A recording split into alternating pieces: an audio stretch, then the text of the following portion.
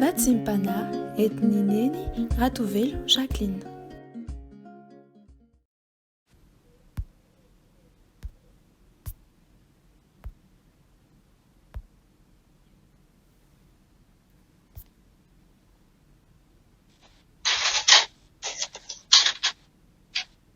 Koa na dia ankehitriny aza ho Jehova miverena amiko amin'ny fonareo rehetra ary amin'ny fifadikanana sy ny fitomanina ary ny fitarainana.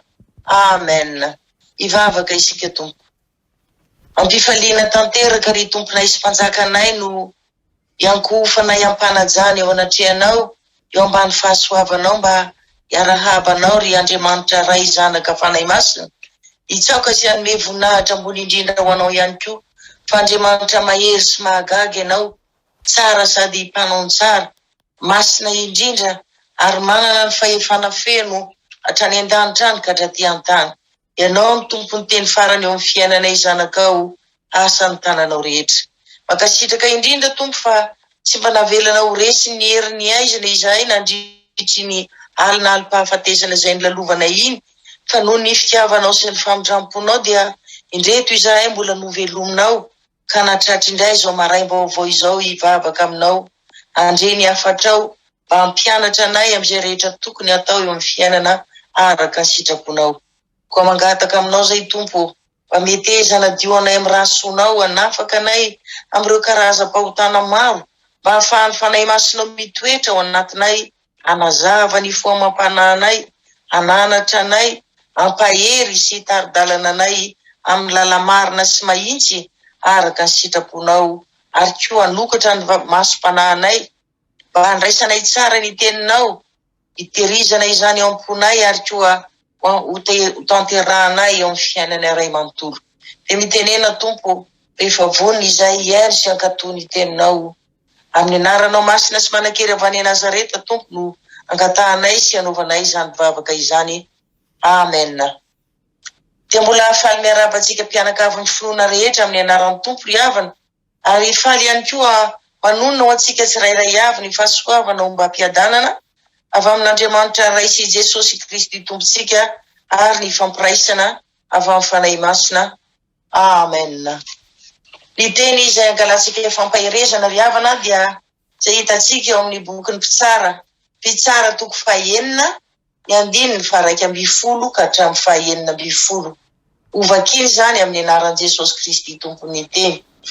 Dia tonga ilay anjelin'i Jehova ka nipetraka teo ambanin'ny hazo teribinta tao Teofra izay anjoasy Ebiezrita, ary Gideona zanany nively vary tamin'ny fantaka teo anilan'ny famiazam-boaloboka mba hafenina amin'ny Midianina. Ary ilay anjelin'i Jehova niseho taminy ka nanao taminy hoe: Jehova no mombanao ry lehilahy mahery. Fa hoy Gideona taminy: indrisy Tompoko, raha momba anay Jehova, ahoana no hozoin'izao rehetra izao izahay, ary aiza ny fahagagana rehetra nataony izay nolazain'ny razanay taminay hoe tsy nitondra anay niakatra avy tany amin'ny Egipta va Jehova? Fa ankehitriny efa nafoy anay mihitsy Jehova ka nanolotra anay eo an-tanan'ny Midianina. Dia nitodika nijery azy Jehova ka nanao hoe: mandehana amin'izao herinao izao ka vonjeo ny Israely amin'ny tanan'ny Midianina, tsy efa naniraka anao vahaho. Fa hoy izy taminy: indrisy Tompoko, ataoko ahoana no famonjy ny Israely? Eny mpianakaviko no malahelo indrindra eo amin'ny Manase, ary zao koa no kely indrindra amin'ny ankonany raiko. Dia hoy Jehova taminy: ombanao tokoa aho ka amely ny Midianina toy ny famely olona iray monja ianao. Amen. Izany andiny soratra masina izany ry havana no angalantsika fampahirezana amin'ity maraina ity. Raha vakina tokoa mantsy hatrany amin'ny andininy voalohany ity bokin'ny Mpitsara toko fahaenina ity, dia hitantsika ao tokoa fa niodina tanteraka tamin'Andriamanitra reto zanak'Israely reto, ary nataony tsinotsinona mihitsy ny didin'Andriamanitra izay milaza hoe: izao no Jehova Andriamanitra, aza manan'Andriamanitra hafa fa izao ihany. Tena resy ny fanompotsy tanteraka izy ireo ka dia niala tanteraka tamin'Andriamanitra mihitsy. Noho izany dia niara ny fahatezeran'Andriamanitra ny zanak'Israely, ka dia navelan'Andriamanitra nompo teny Midianina avokoa na ny voly na ny biby fiompy ka dia nahantra indrindra ny zanak'Israely nandritry ny 7 taona. Isika koa ry havana raha mahatsiaro hoe misy fahantrana mitambesatra eo amin'ny fiainantsika dia aoka andiny tena tsara isika sao mba misy zavatra hafa kotopotsika mihoatra noho ny fanompotsika an'Andriamanitra eo amin'ny fiainantsika. Any ka dia adinontsika tanteraka koa Andriamanitra. Malahelo ny tompo ry havana eo anatrehan'izany rehetra zany ka dia tsy ombantsika intsony izy fa avelany hampahoriany ny fahavalontsika ihany koa isika tahaka ny nataony tamin'ny zanak'Israely ihany koa. Koa tahaka ny nataony zanak'Israely ry havana raha afaka niverina tamin'Andriamanitra indray izy ireo dia andeha mba ataontsika ihany koa izay nataony ifona sy ibebaka amin'ny ratsy rehetra vitantsika eo anatrehan'Andriamanitra dia hiverina aminy amin'ilay fitiavana voalohany indray. Tsy misy afa-tsy miverina amin'Andriamanitra irery ihany mantsy ry havana no azahoantsika fanasitranana sy alantsika amin'ny fampahorian'ny devoly. Tsarovy koa ry havana fa ny fahoriana eto an-tany zany mandalo ihany fa tsy maharitra mandrakizay zany fa ny farimy rehetrafo izany no tena fahoriana sy fahantrana mandrakizay. Ary rehefa any tsy misy tarainana izany tsony ihany ary tsy mampiova ninonina izany tsony ny vavaka izay atao ho an'ireo olona izay efa very any amin'ny elo sy farimy rehetrafo. Tsarovy ry havany fa raha azo nataony namonjy ny olona izay efa very any amin'ny elo mba hankarina ny an-danitra dia tsy nidina tany amin'ny fiaina tsy hitany Jesosy Kristy. Eto ambonin'ny tany ny olona no tokony hibebaka hiala amin'ny ratsy fanaony rehetra fa raha tsy izany dia tsy maintsy mivantana any amin'ny elo mandrakizay izy. Dia izany ene no tsy nahatafapetraka ny mpanompon'Andriamanitra ry havany mahatsiaro ny baikon'Andriamanitra izy ireo manao hoe efa nahazo maimaimpona ianareo dia mizara maimaim-pona. Fantatsika rehetra tokoa mantsy fa tsy misy tian'Andriamanitra ho very isika na dia iray aza fa samy tiany andova ny fanjakany lanitra ary tena dodona tokoa ny tompo ry havana mba hibebahantsika sy hiverenantsika aminy satria efa tena tomotra dia tomotra tokoa ny andron'ny tompo. Ary zany koa nandevasan'Andriamanitra ny mpaminany tany amin'reto zanak'Israely reto mba hampatsiaro azy hoe nahatonga izao fahoriana izao eo amin'ny fiainanareo anie ka tsy nihaino ny tenin'Andriamanitra ianareo ary tsy nankatoa azy koa nataonareo tsinotsinona ny sitrapon'Andriamanitra. Isika koa ry havana sao sanatria re mba hianjadiny ny fampahoriana ataon'ny devoly na eo amin'ny fiainantsika zany na eo amin'ny ankonantsika dia aoka isika mba ho mailo sy tsy ho variana sao dia tsy mihaino na mankatoa ny tenin'Andriamanitra koa isika. Tsy tonga tokafoana tokoa mantsy ny tenin'Andriamanitra ry havana fa misy antony avokoa.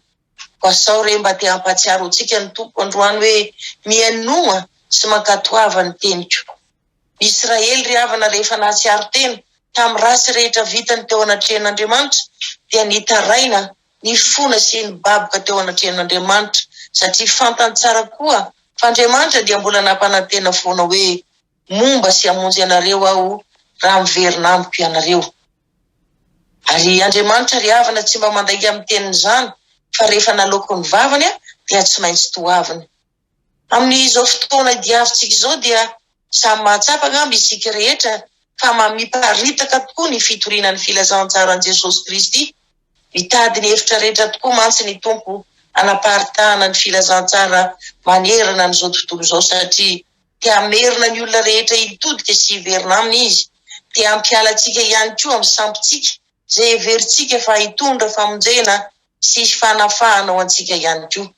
Androany aza dia mbola haverin'Andriamanitra amintsika indray ilay teny ny fanasitranana izay nolazainy ao amin'ny tantara faharoa toko fahafito ny 710 manao hoe raha ny oloko izay nantsoina amin'ny anarako no avy anetry tena ka hivavaka sy hitady ny tavako ary hiala amin'ny ratsy fanaony dia hiaino any an-danitra ho ka hamela ny elony ary hanasitrana ny taniny.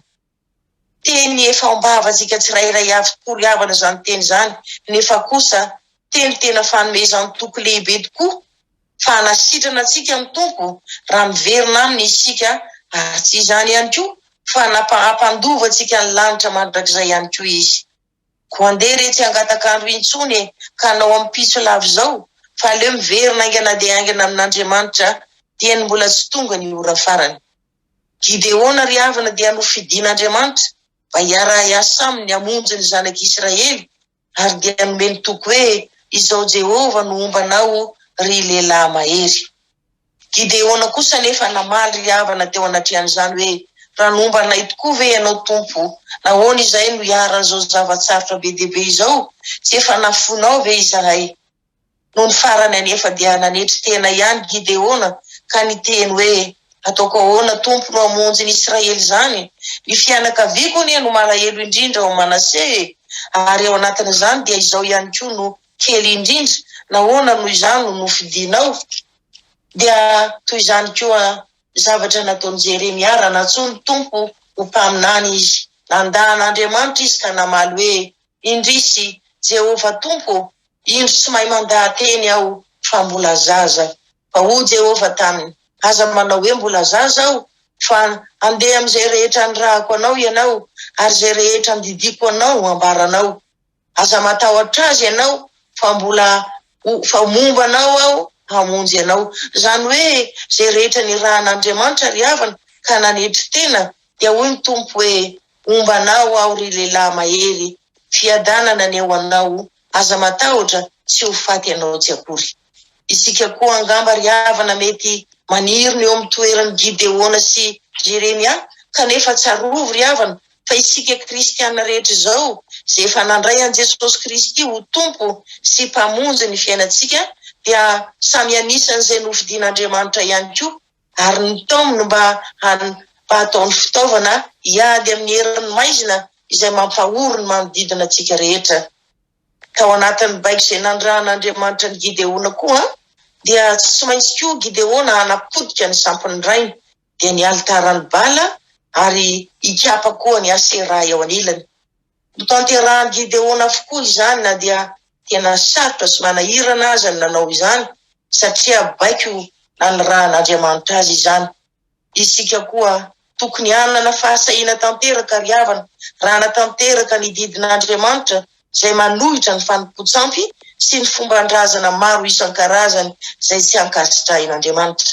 Noho izany andeha re mba hijoro tahaka ny Gideona isika, tsy hanatahotra satria ombantsika Andriamanitra mandrakariva, raha eo mpanatanterahana ny asa izay nahandrahany atsika, ary dia tsy maintsy ho mpandresy tahaka azy koa isika raha mankatoa sy manaraka ny didiny rehetra.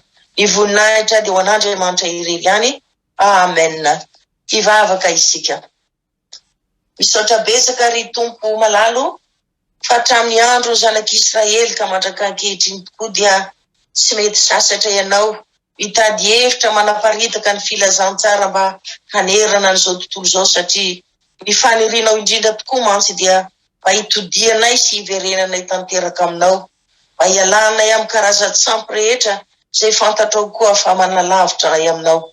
Misaotra tompo, satria androany dia mbola nanokatra ny masom-pananay ianao, fa ireo karazam-pahoriana marobe izay miseho amin'ny fiainanay tokoa, dia ny antony dia satria tsy mety miaino, tsy mety mankatony teninao izahay, manao tsinitsinina ny sitraponao.